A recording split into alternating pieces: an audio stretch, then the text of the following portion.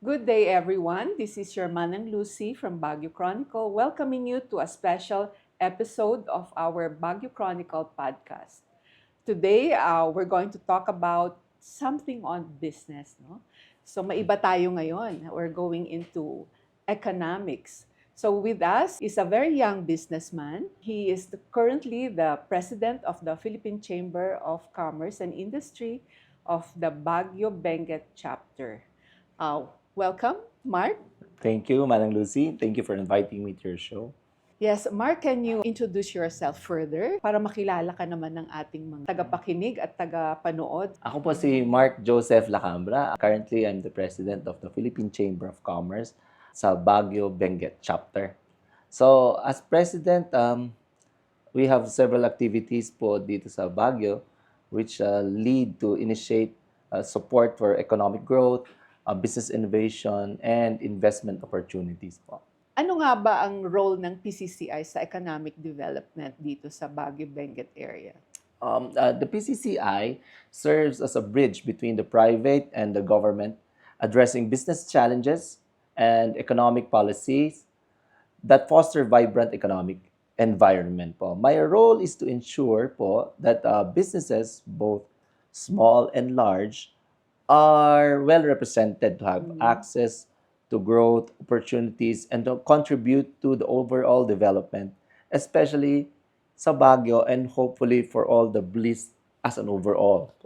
Okay. Going now to the event that you're planning in February, which is the Economic Summit involving the BLISTT area or Metro BLISTT area na ngayon, no? What are the primary objectives of PCCI in promoting economic development within the Baguio-Benguet region?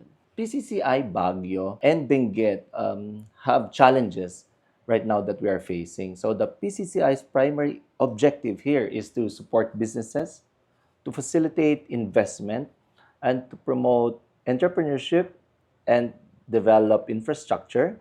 We develop infrastructure by partnering with government agencies so that we can provide more conducive business environment and also for job creation. Nabanggit mo nga no yung mga issues in the list area, no. So, as a businessman and well, also now that you're president of PCCI, what are the common issues that you have experienced? As a member of the chamber and president of the chamber, we have we have identified several issues that we need to tackle. First is on the urban congestion. And we want to promote the ease of doing business. The PCCI also serves as the voice of business.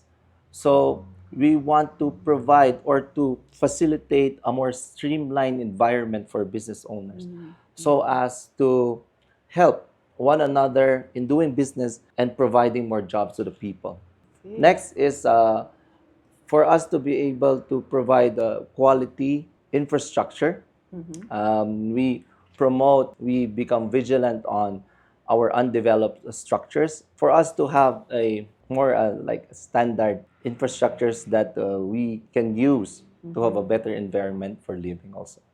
But going back to the ease of doing business, what has been the challenges here? Because from what I understand, because it's going to involve several municipalities, including Baguio City, no? So, ano ba yung pinaka-outstanding na challenge dito sa ease of doing business na sinasabi? Ang ease of doing business po is there are ways on how we could improve the system. So, the ways on how we get permits, ways on how we will deal with the paperwork, especially in the government, the ways on how to clean our places or infrastructures so that we can do business more efficiently. So we hope to address and to identify these challenges so that we would be able to level up the playing field of business, especially in the BLISTT area. And then, for the upcoming economic summit, what do you hope to achieve during this activity sometime in February? The summit's main goal is to identify the challenges. First is to provide a commitment or like set commitments for everyone for able individuals to set commitments. First is to identify the challenges.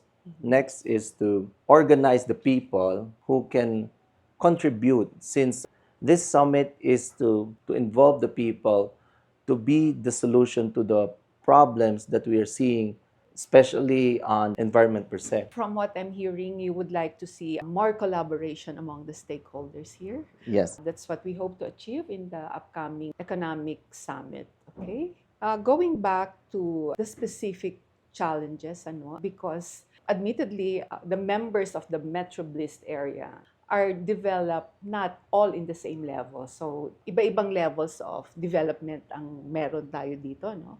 In terms of economy, in terms of infrastructure, and probably in terms of policies also, enabling policies. So in the upcoming forum, what do you anticipate that you would be discussing in terms of urban planning, housing and infrastructure, and do you anticipate other issues to be discussed? The main objective is, I really love mnemonics po eh. So I have ACEs. Oo. So A is to address the regional challenges. So the regional challenges could be identified through the members or the leaders of the group, especially Baguio, La Trinidad, Itogon, Sablan, Tuba, and Tublay, for them to have identified the regional challenges that they are experiencing right now. And E is to encourage investment for people who are capable to invest in the areas.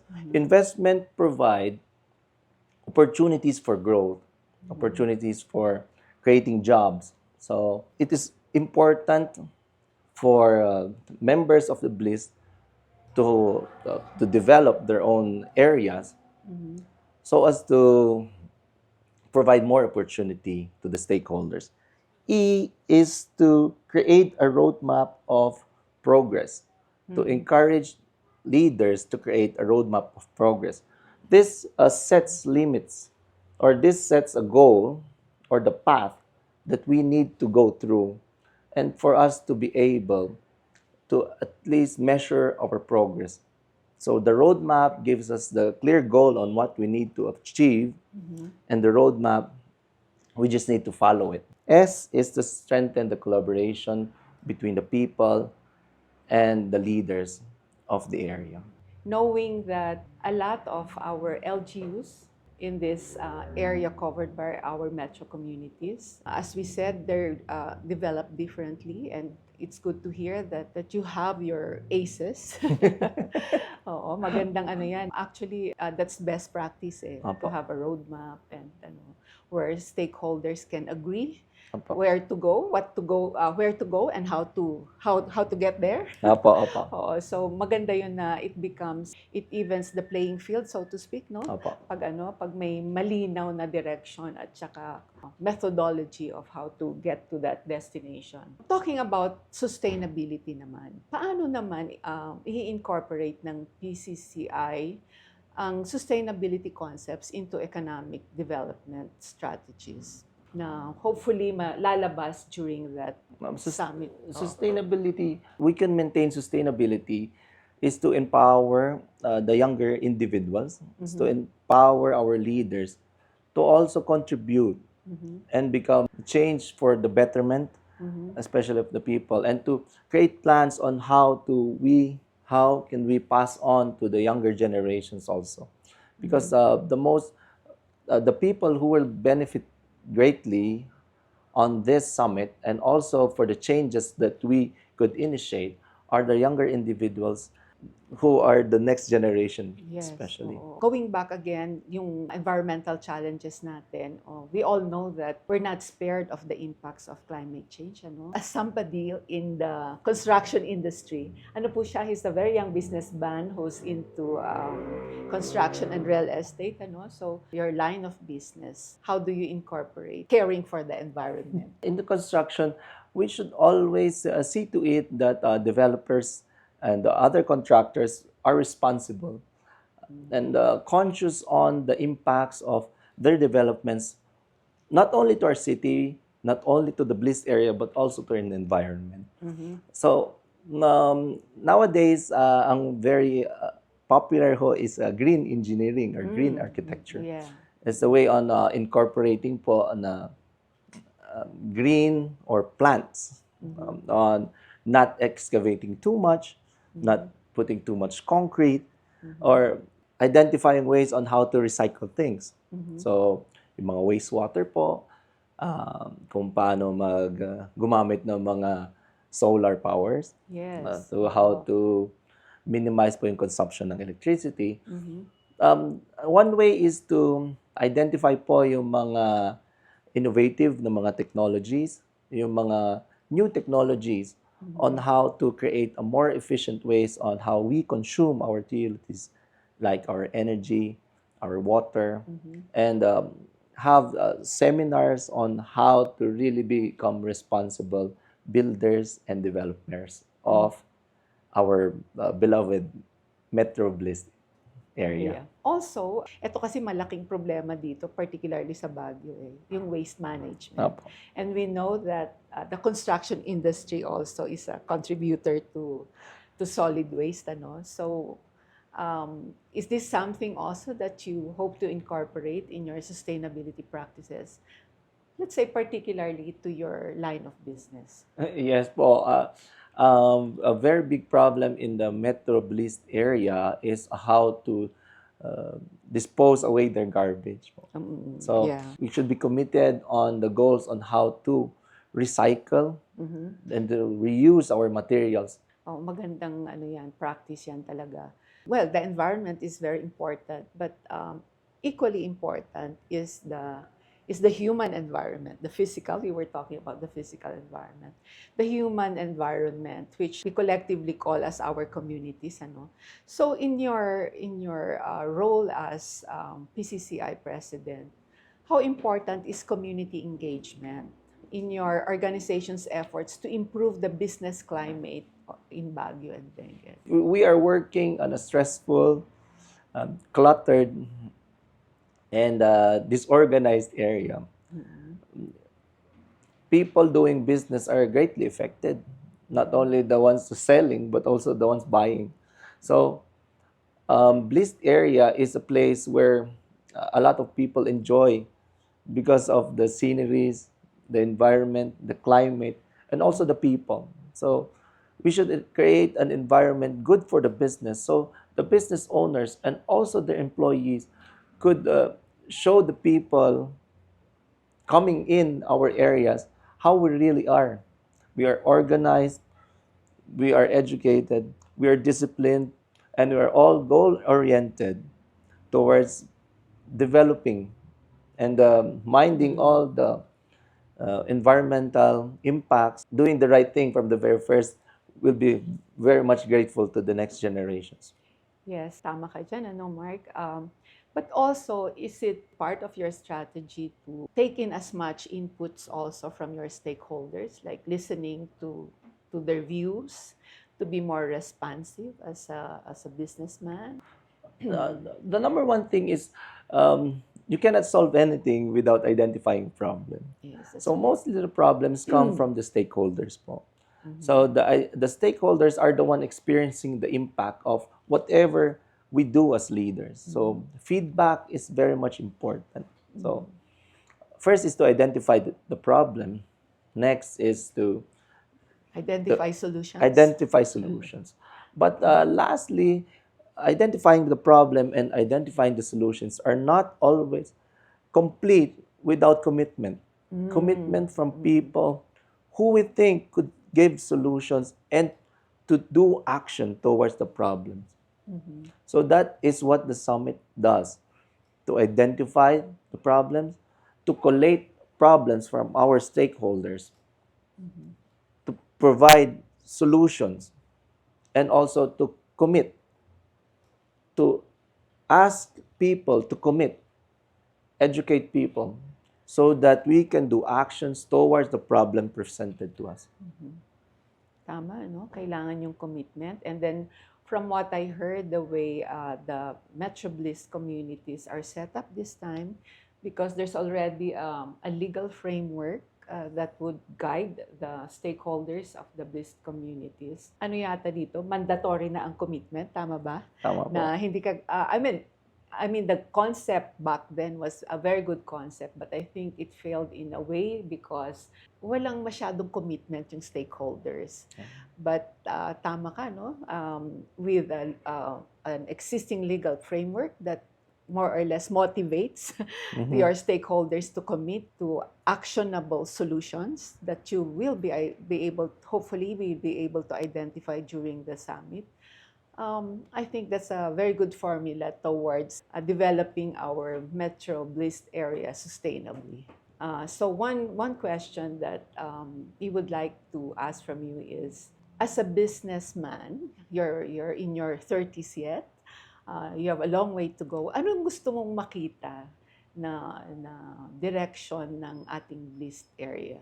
BLISTT area is an interrelated system. System po siya eh. Parang interrelated together. We should always be mindful on the neighboring areas around us. So, hindi porke nandito ka sa area nito, you don't mind na tapon ka lang ng basura dito or gawa ka ng mga policies na hindi maganda sa neighboring areas nyo. So, with this concept of Metro BLISTT, we are focusing as a whole BLISTT area, develop po na with policies, with infrastructure, with systems na contribute for a better standard of living, especially for the stakeholders.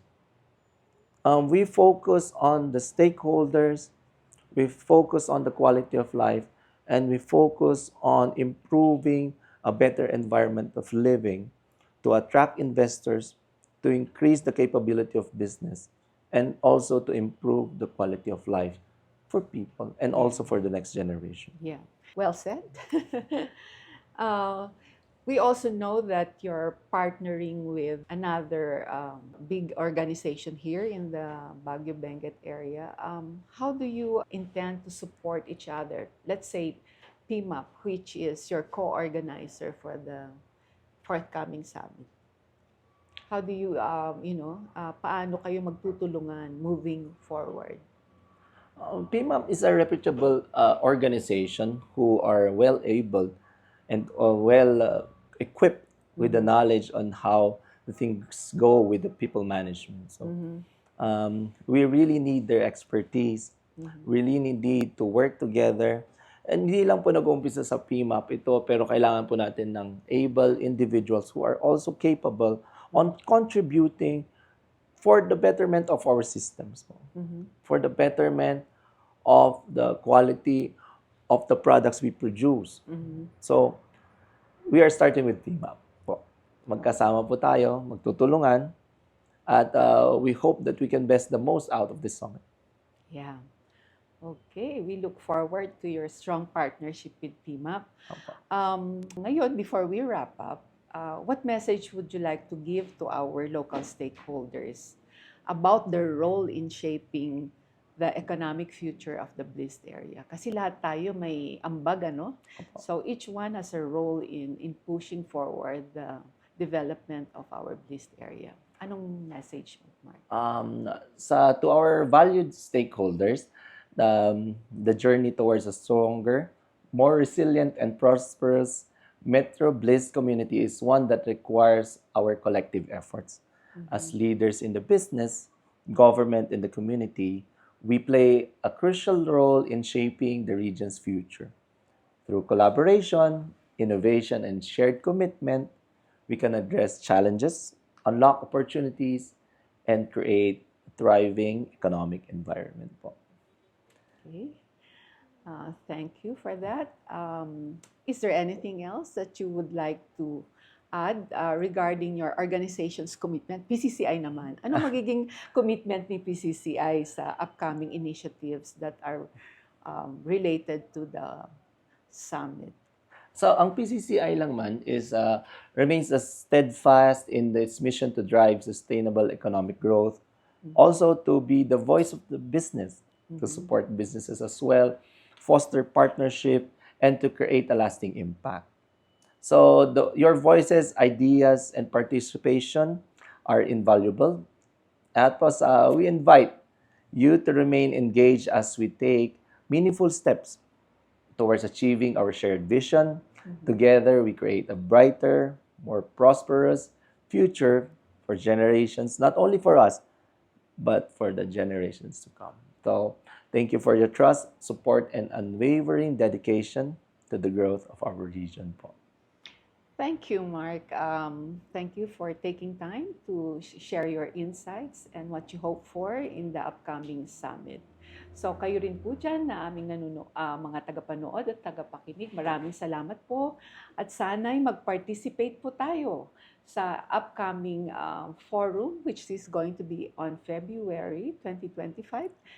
February 4, 2025, sabihin po natin sa ating mga leaders, ang ating mga LGUs, na ito'y malaking oportunidad for the stakeholders to come together to identify what they can do, because they already know what the issues are, but what they can do together to address this and make the BLISTT metro communities a better place, not only to do business, but to live, not only for the locals, but also for our visitors who frequent our places. So with that, magandang araw sa inyong lahat. Thank you very much po.